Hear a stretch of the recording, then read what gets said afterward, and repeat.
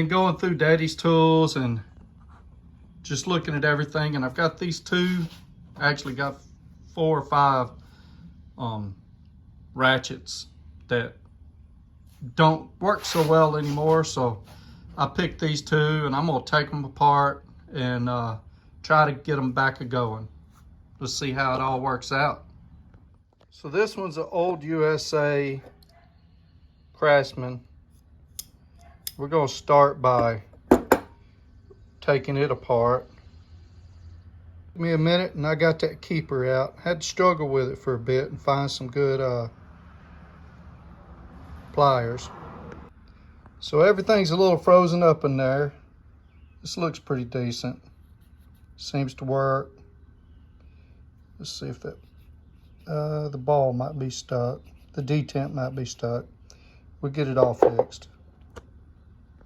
So we're gonna let some PB Blaster sit on that for a little bit, work it back and forth, see what. So a little bit of PB Blaster soak, and I got everything broke free, and I'm gonna slap her back together. See how she does. Okay, I got her back together. Not the smoothest action of any ratchet I've ever had. Maybe as oil and everything works in there pretty good, we'll get her back working.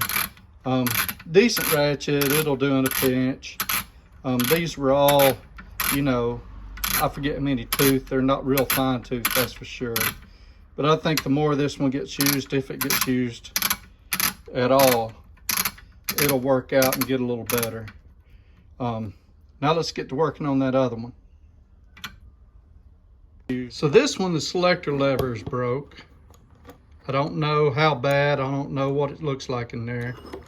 It looks like it actually works in one direction, but of course it won't work in the other one because it can't change directions. So let's see. We can't fix it. Not entirely sure we'll be able to, but we'll see. Things first, take this pin right here out. I'm using these pliers because it's the best tool I have for it. There is a special set of pliers for it, but I just don't have them. This one looks pretty good inside. It's cleaner. It ain't as rusty.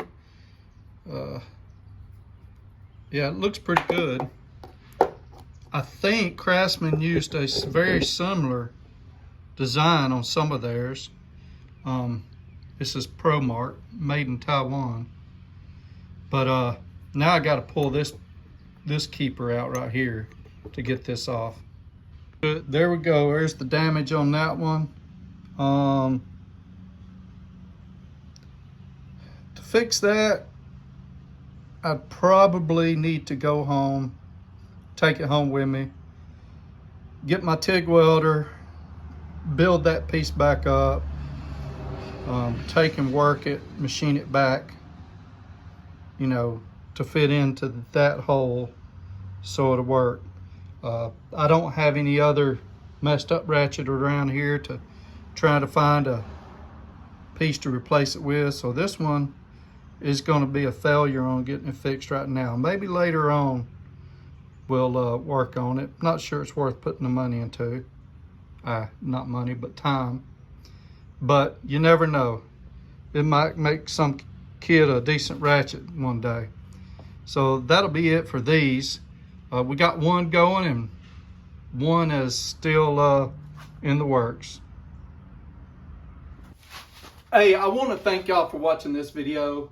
I'm trying to make content that's appealing to everyone and everyone likes, at least people like me. As we can, I'm going to show you everything I can about my tools. I'm even going to work on some stuff. It's a little harder to video. I end up doing projects and don't video it, like I fixed a lawnmower around here at Dad's and a few other things. But as time goes along, I'll be able to give you more of those videos, and I'm going to get back on the pole barn series. But hey, thank you for watching. If you would, please click that subscribe button. Go ahead and click the like, and it all helps me out. And if you can share me with your friends a little bit, I would appreciate it. I'm okay with being shared.